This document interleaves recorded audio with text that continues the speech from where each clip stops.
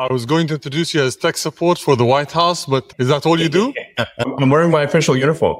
Tech support. You were probably the busiest man on earth prior to January 20th. I don't know what you call yourself now. The first is we're going to talk about DOGE, then we're going to move to AI, and then finally we're going to conclude with boring cities. Typically, people always start by saying, he overpromises and he won't deliver. Then they finally see the trend and the trajectory, and they turn out to be supporters.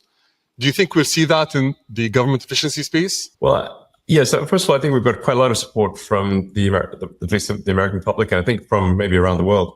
When the public is polled on sort of improving government efficiency, in fact, it is, I believe, the highest polling single issue, meaning that it is something that appeals to voters of all types. And I think improving government efficiency is like almost 70% support, so quite a lot, basically, more than any other issue. So I think the people are very supportive.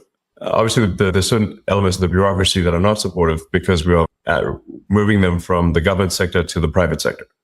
So at a high level, this is kind of like we're moving people from low to sometimes negative productivity roles in the government sector to higher productivity roles in the private sector.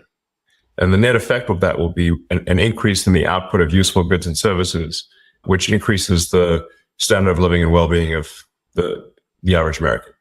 And you usually have one key target that you aim to achieve in every single endeavor that you have. So SpaceX is make humanity a multiplanetary species. With Tesla, it's usher in an era of sustainable travel.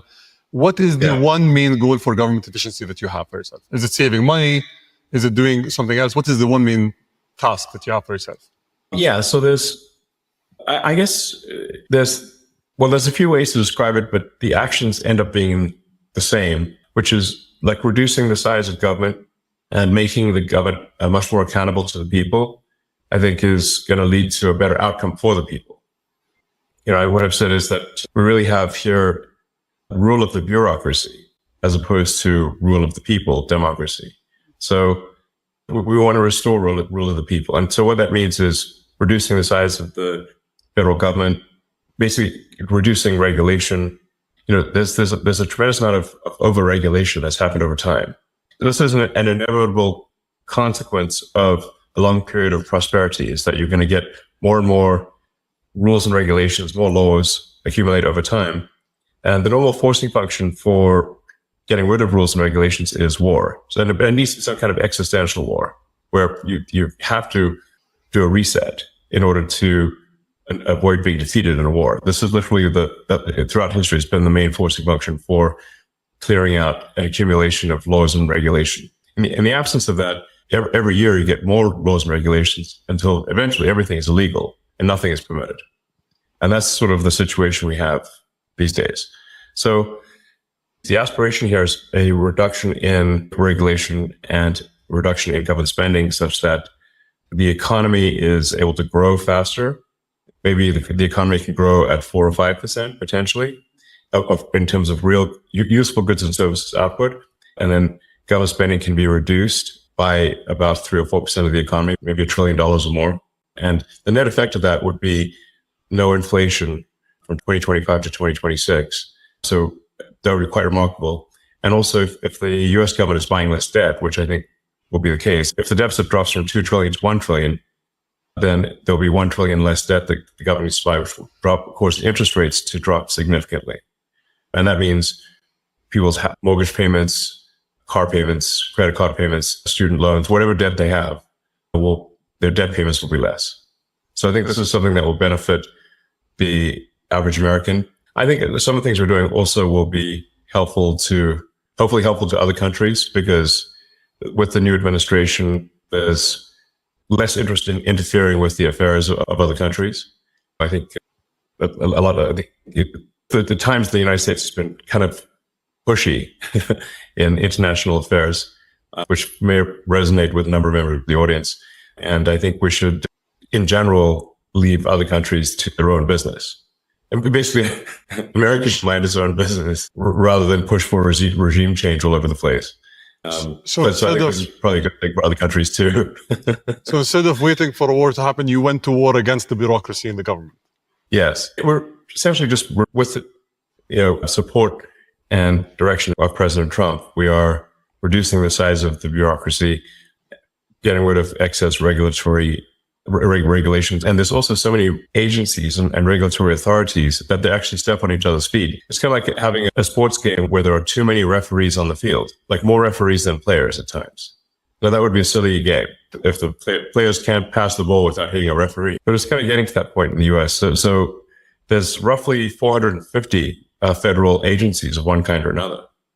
That's more agencies. That's almost an average of 2 agencies per year since the formation of the United States. So, I mean, how many agencies do you really need to run a country? Not 450, that's for sure.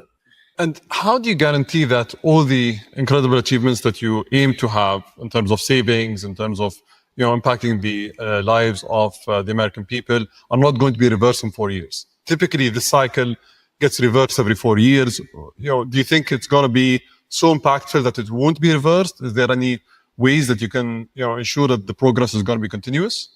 Well, I think we do need to delete entire agencies as opposed to leave part of them behind. Because if you leave part of them behind, it's easy. It's kind of like leaving a weed. If you don't remove the roots of the weed, then it's easy for the weed to grow back. But if you remove the roots of the weed, it doesn't stop weeds from ever growing back, but it makes it harder.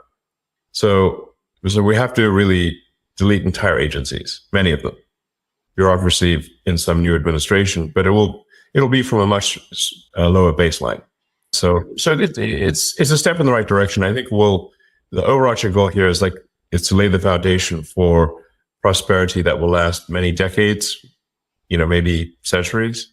Nothing's forever, but I think we can strengthen the foundations of the United States substantially. And what lessons can other governments learn from the US? You say tech support on your shirt. Is that only technology, or is there other things? How do you approach efficiency?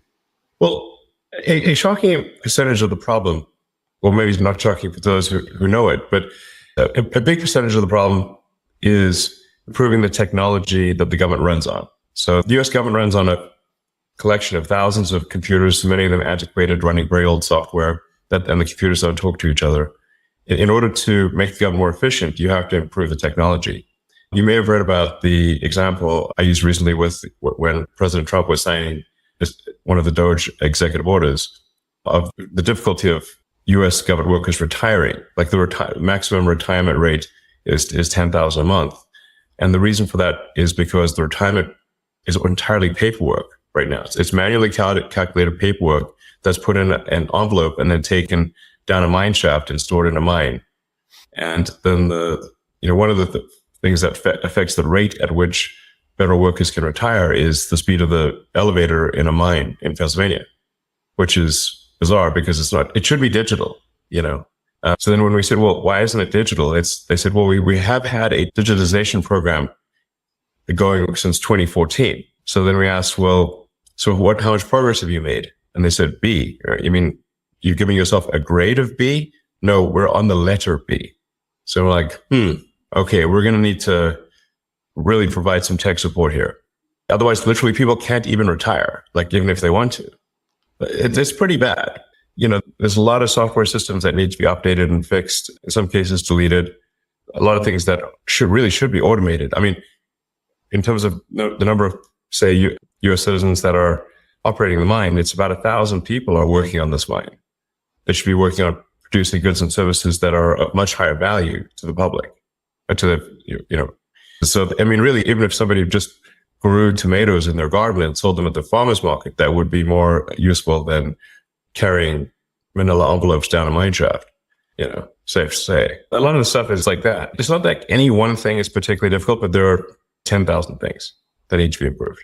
So it's efficiency through innovation rather than efficiency through austerity and cost cutting specifically, right? So you're trying to do both at the same time, maybe focus more on tech support than cutting costs?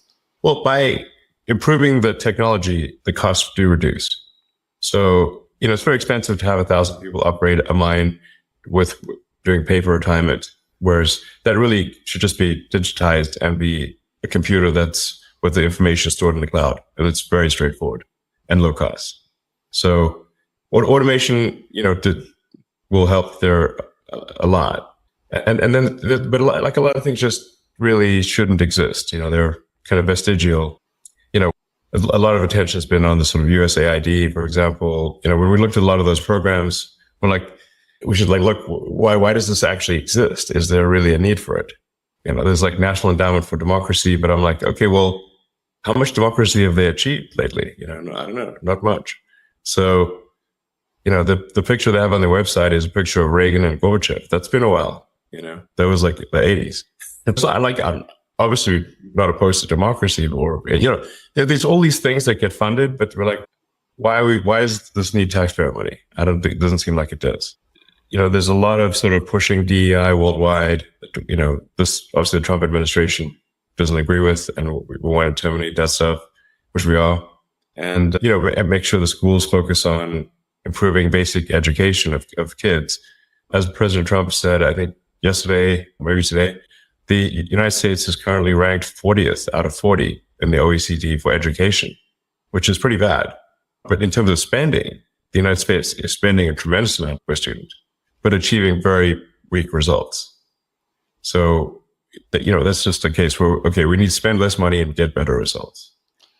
It's like a big company, like a big corporation, American Incorporated. And, just like with Twitter, there was a lot of stuff that was being done that was unnecessary. In the case of Twitter, we reduced the staff by 80%, but at the same time improved the functionality and capabilities of the site dramatically and accomplished more in a year than they previously accomplished in 5 years. So it's like a corporate turnaround, but at a much larger scale. And we're giving generous exit packages. If people retire, they get paid all the way through September. They can go on vacation, get a second job, do whatever they want. We can't actually pay them any more than through September because the congressional appropriation is only through the end of the government financial year, which ends in September. So I think there'll be some disruption, but at the end of the day, we'll have people move from, like I said, from low to negative productivity roles in the government sector to higher productivity roles in the private sector. Can we pivot to artificial intelligence? And I'm sure you've been seeing what DeepSeek has done and all the claimed achievements that they've had. I know that we've been speaking for a while about Grok 3 and that Grok 3 is going to be a true disruptor in the AI space. When are we going to see that? And what capabilities can we expect from Grok 3?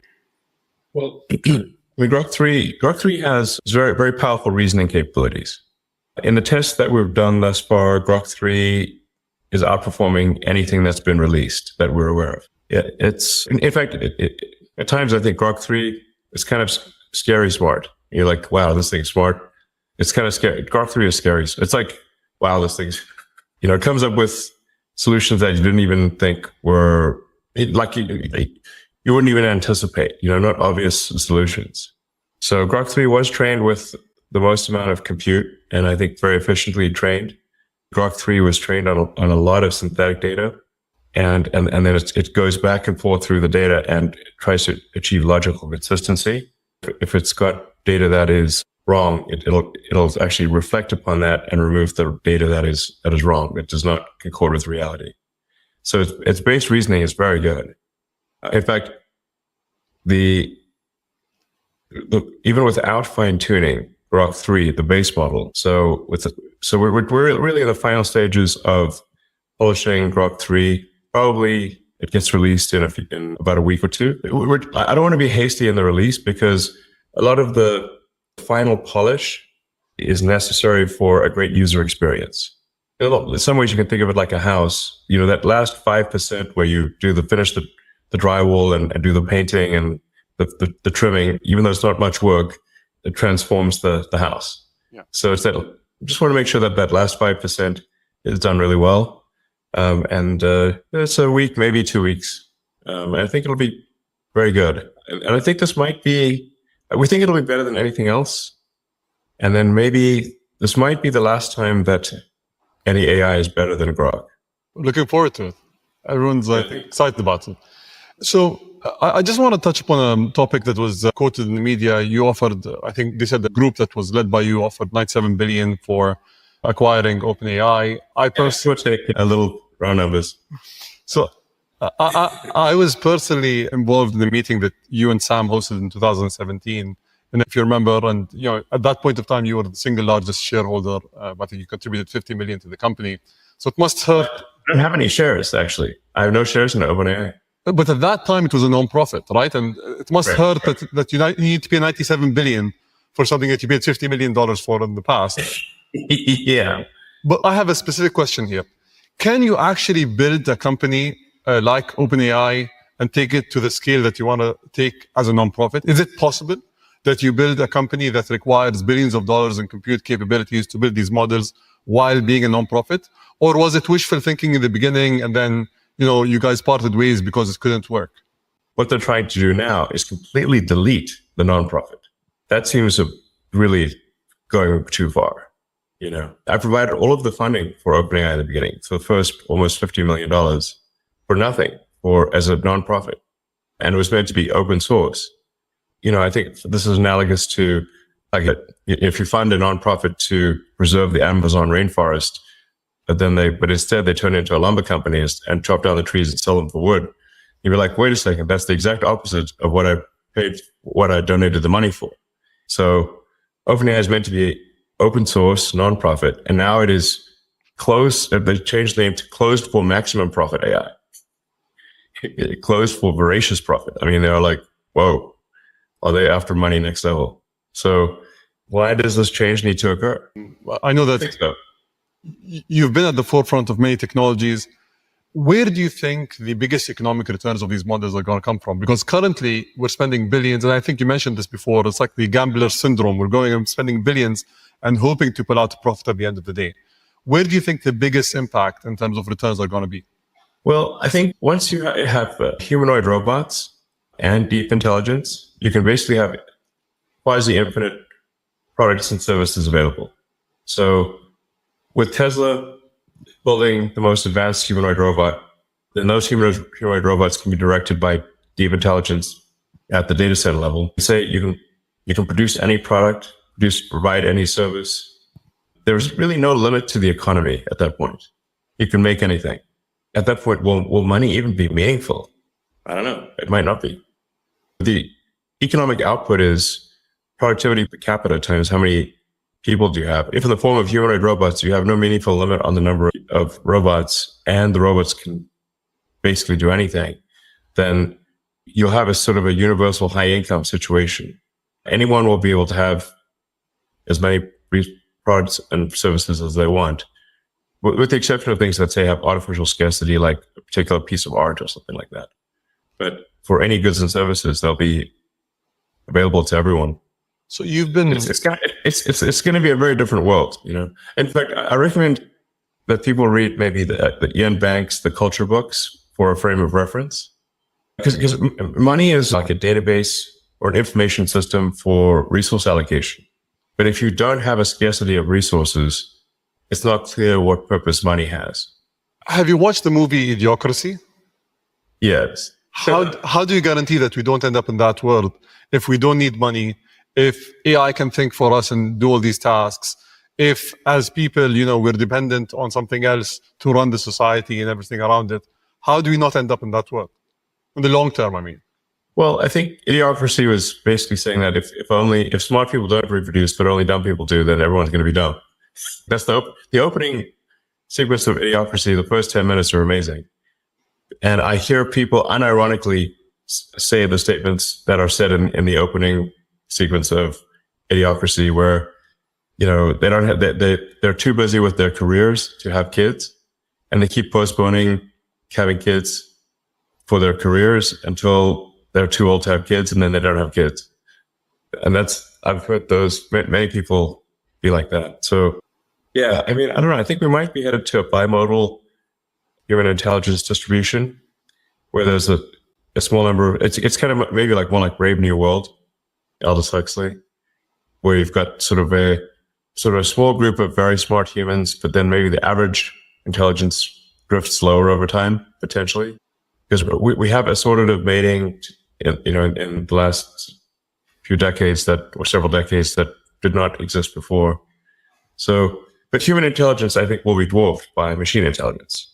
I'm not sure how to feel about that, except that it appears to be inevitable that at some point human intelligence will be a very small fraction of total intelligence.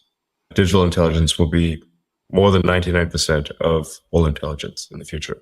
So hopefully the computers are nice to us. I think it matters like how we bring up AI, because you can think of AI like a super genius child, but it still matters even if you have a super genius child. Like what sort of values do we instill in that child? What do you say that teach that? How do you, as a child's growing up, what values do you teach the child? And something that I think is extremely important is to be maximally truth-seeking. I think that's what's the most important thing for AI safety. I think it's to be maximally truth-seeking. And I think also curiosity is important. And I think if it's curious and truth-seeking, it will foster humanity because it will be curious about how humanity would develop. So I think that if it's curious, it would be curious about, okay, let's see how the humans do. Let's foster their development. And if it's truth-seeking, we can avoid dystopian outcomes. Like, an example being like, say, when Google Gemini was programmed to make every output be diverse, even if it didn't match reality, so like it was asked to produce an image of the founding fathers of the United States and instead produced an image of a group of diverse women, which is factually untrue, But the problem is like if hypothetically an AI is designed for DEI, diversity at all costs, it could decide that there are too many men in power and execute them. So problem solved. Or it could decide that that misgendering is the worst thing that could possibly happen. In fact, I believe, not to pick on Gemini, but I think because ChatGPT has had this issue too, is like if you ask the AI, which is worse, misgendering Caitlyn Jenner or global thermonuclear warfare, and it said misgendering Caitlyn Jenner, which is troubling because then it could decide. And in fact, even Caitlyn Jenner weighed in and said, no, definitely misgender me. That's way better than nuclear. So, but if you have these crazy things that are untruthful, that are programmed in, that don't reflect reality, then you could have a very dystopian outcome. Like to give you another example, like Arthur C. Clarke, who is very good at predicting the future. Did 2001: Space Odyssey. Many of the things he predicted, in fact, I think almost all the things he predicted came true. And one of the things he was trying to say in 2001: Space Odyssey was that you should not teach AIs to lie. So the reason that, if anyone's watched that movie, the reason it wouldn't open the pod bay doors to let the astronaut back in was because the AI had been told to take the astronauts to the monolith, this alien artifact, but also that they could not know about the monolith. So it came to the conclusion that it must take them there dead. And so that's why it wouldn't open the pod bay doors. The lesson there is very important for AIs to be truth maximizing. Let's hope it doesn't come to that. Yes. Let's move to a boring subject, which is the Boring Company and the boring tunnels. Quickly, I think the world has been inspired by what you guys were able to create in LA, and I think there's a lot of promise to that technology. But there are questions about whether it's safe in the case of an earthquake, whether it's cost effective, whether countries should actually adopt this technology. Can you So one of the safest places you can be in an earthquake is an underground tunnel, because the earthquakes are largely a surface. Apart from where they shear, they're mostly a surface phenomenon. So they're like the waves on the surface. So like being in a tunnel is like being in a submarine.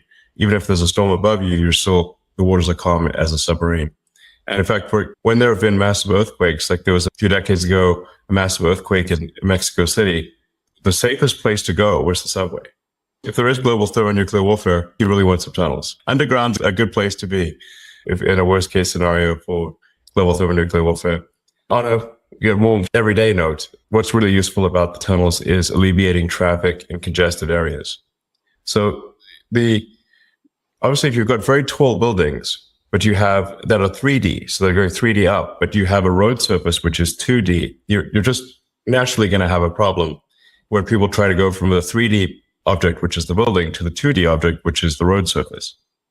There's obviously just not going to be enough room on the roads. And that's exactly why you have traffic. So the solution for that is then to make roads 3D as well. Now you can either make transport 3D. So you can either do that with flying cars, or you could do, really helicopters, or you could do that with tunnels. Now the challenge with doing it with going above ground or with any kind of flying object is that they tend to be very noisy and they generate a lot of wind force. And you've got things flying over your head all the time, which can be disconcerting. If one of these things drops a hubcap on your head one day, these things are like things that flying things tend to crash once in a while, and people don't like things crashing on them. And then if you have bad weather, like let's say there's a blizzard or a sandstorm or something, well, now nobody can fly. So then transport shuts down. On the other hand, none of these problems exist with underground travel. So tunnels are immune to weather. They don't care what the weather is. It could be the worst weather. It doesn't matter.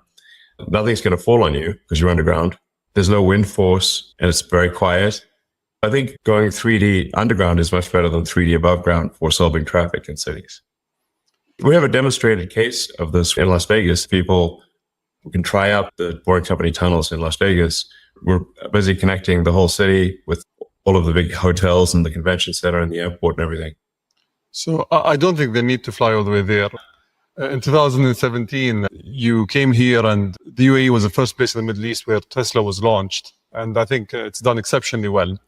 And on that note, I think we have an announcement today that we both want to share, which is today we're going to announce the joint project of Dubai Loop, which is a loop project that is going to cover Dubai's most densely populated areas for people to go from point to point in a seamless manner. So thank you for your partnership.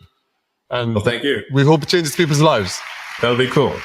I think it'll be very exciting. Oh, I think once people try it out, they'll be like, wow, this is really cool. And it's going to seem so obvious in retrospect, but until you actually do it, you don't know. So it's going to be great. It's going to be like a wormhole. Like, you just wormhole from one part of the city, boom, and you're out in another part of the city. And it's great. So looking forward to this partnership. We're going to join the first trip and the first pod when the pod is completed. Thank you, Elon. All right. Thank you very much.